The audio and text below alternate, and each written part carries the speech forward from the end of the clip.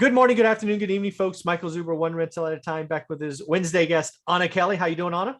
I'm doing great. Great to be with you. Yes. So in about 3 hours from the time of this recording, the Fed or Powell is going to come out and talk about how he's going to start throwing some cold water on the market. I think maybe it's faster taper, talk about higher rates. So I thought we should talk about this because again, this is all what I expected. And it is all leading to what I think is called the real estate slowdown. But I think there's a lot of dominoes to fall. So Anna, what are you expecting this afternoon? I know that they're going to start tapering. And I know that they've got to talk about raising rates. Mm-hmm. They got to try not to spook the market so much to say, we're going to raise them 0.5 point next month. Right. Yeah. That's not likely. I really thought that they would come out strong and hard probably in January, but there's enough other things going on in the world that kind of impact consumer sentiment in the markets, et cetera, that I think they probably don't raise in January, but they're going to talk about, we're going to taper and then we're going to have to raise rates. And I think that they probably raise rates no later than June, and probably 50 basis points. Mm-hmm. And within a year to 18 months, 1% at least. Wow. Oh, okay. That's good. So this is kind of what I've been thinking about, what I've been sharing about on my channel. So right now, when they first started the taper, which was, I think, last month, they were doing, I think, 10 and 15, or no, it's 15 and 30. I think they're going to double that. So I think something you expect this afternoon, folks, is Powell's going to talk about doubling the taper, meaning backing away twice as fast. Originally, the plan was to be done by June. I think they're going to be done by March, right? Mm-hmm. So I think this is in the market. Number two, I do think they're going to, they have to talk about raising rates next year. They just have to talk about it. Right. I don't expect Powell to say anything other than rates may go up in 2022. Because right now, I mean, heading into this meeting, he says no rates till 2023. That has to be off the table. Has to be. Yeah. I can't imagine. Oh, I just can't imagine. It's getting too out of control, and they can't control supply like we've talked about. So they have to control demand. They have to talk about it, right? They have to jawbone it. Then there's the dot plot, right? You know, the dot plot where all the Fed presidents, they put where they think interest rates. I think you're going to see a plethora of dot plots in 2022. I think last time they met, it was 50% were in 2022, the other 50%, nothing until 2023. I'd be shocked if there's anybody that's still waiting on 2023. Why? Well, CPI came out at 6.8 on Tuesday, I believe. I actually did the math because the formula is out there. So Anna, what I did is what they had for rent equivalent was 3.5%, which you and I both know is a joke for a single family home. So I went out and found the lowest number I could find. I found ranges from 15 to 16.5. So I used 15, the lowest number. And I backed out the 3.5, added in the 15, because again, rent equivalent is 28% of CPI. So again, it's simple math. And actual CPI is 10%. 10, double digits. Yeah. And remember, real inflation is probably more than CPI.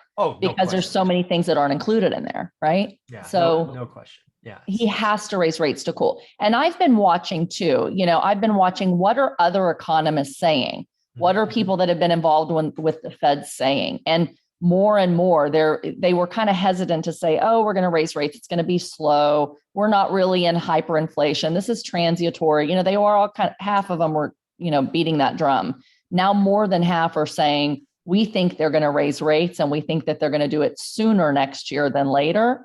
More and more people are like, there's no other option. They're going to have to do it. So these are, people that study this and do this all the time. So I think I just don't see how he doesn't raise rates by June and at least 0.5 point, because 0.25 point's not going to make too much of a difference when your rates are down at 3.25.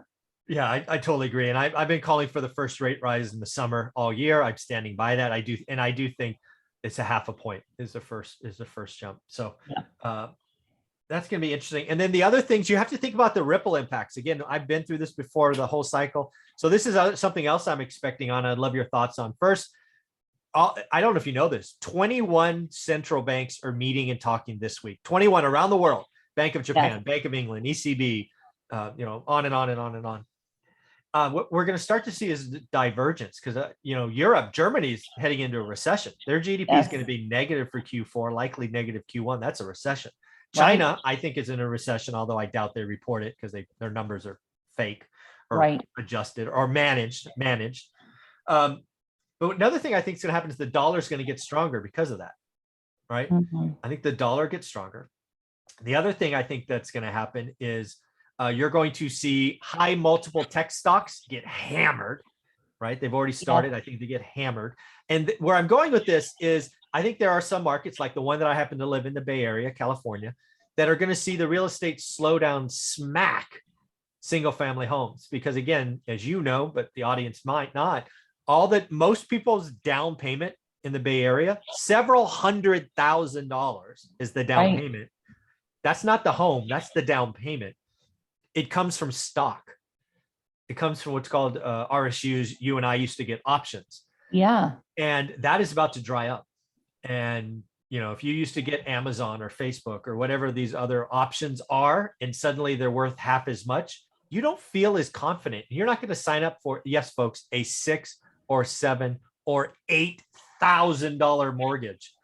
Right. I think some high priced Bay Area cities are going to cool down pretty fast. Yeah, that's a really good point. And I think two things you said there to kind of think through.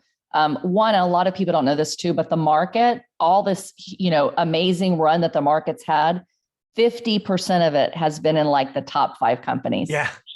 Top 5, like Amazon, Google, I think Coca-Cola, Tesla, Apple.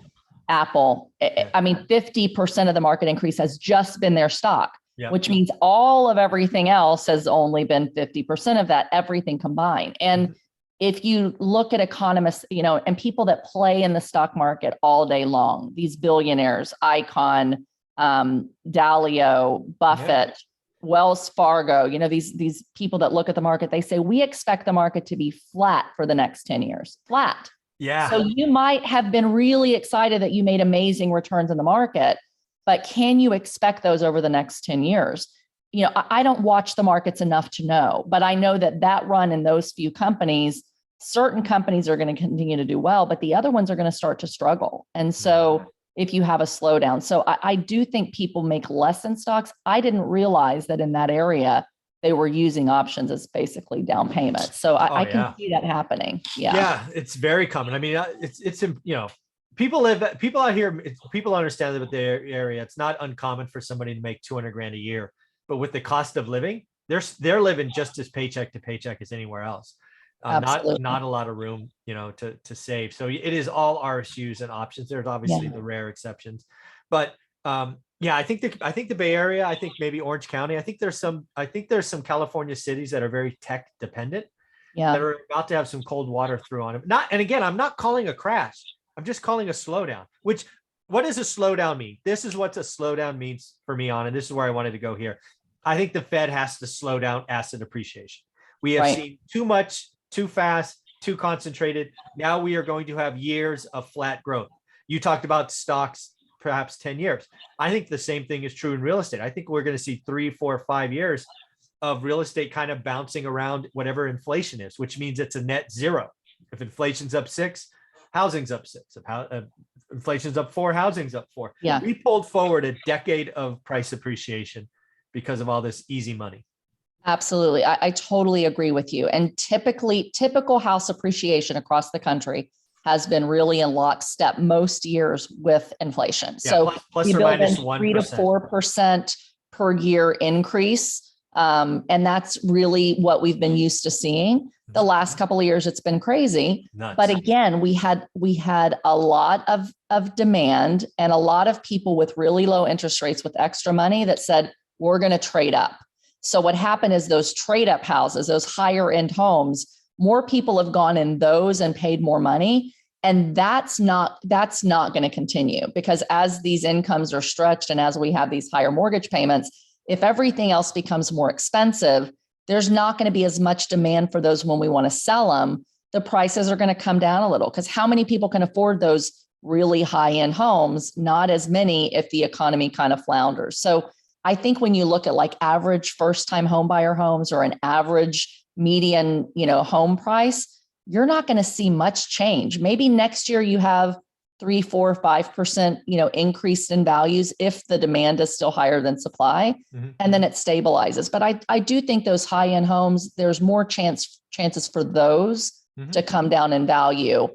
And then once they meet that equilibrium, then they continue just like everything else, 3 to 4% per year increase. Yeah. And then the slowdown also, I think you brought this up. It might've been the first episode. I'm not sure it was this one. It was kind of rent. The other thing I think is going to happen is we've seen a crazy rent growth. I think we're in the last year of that. I'm a landlord. I'm taking the rent increases. I'm not going to be, but it has to stop, right? I remember being a kid and my parents having to pick what they're going to pay. Rents are getting stretched. Yes, incomes are up, but they're not as much as rent. CPI is missing the rent calculation big time. It's just, I'm nervous. So, I am too. I mean, I think there's more pain ahead in the economy, I think. And I think we got to be really careful about what we buy. We say it all the time. We beat this drum, buy great deals in great markets, and lock in low interest rates for 30 years. There's no cheaper debt in history than at this time. And so, I'm very excited to keep buying. I'm paying more retail than I ever have, but I'm not worried that my values are going to crash so much that I can't sleep at night. It's like, continue to invest and buy in areas that there's housing demand for and that the supply is not keeping up with. Lock in your low rates and you're going to do well over the long term. You can't be so afraid of like 1 year my values go way down. Well, if they do go way up or way down, I don't care.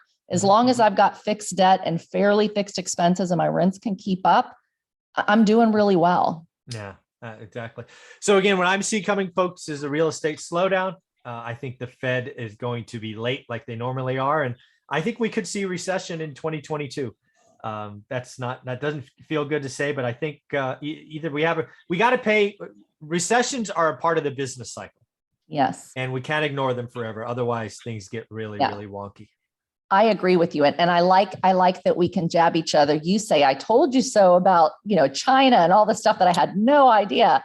And I've been saying a couple of years, like this can only lead to recession. You're right. Like we're going to have mass inflation. It's going to have to correct. We're going to have recession. We're going to have more pain ahead. And we just need to expect it. Right. And so I don't know how bad, how fast, how long, but we can set ourselves up to see these things, hedge, mitigate our risks, and take opportunity to say, if these things happen, where's their opportunity? Let's keep buying, folks. Yeah. I've said it on many episodes. Recessions, the difference between a recession and a depression. Depression is when you lose your job. Recession is when your neighbor loses their job.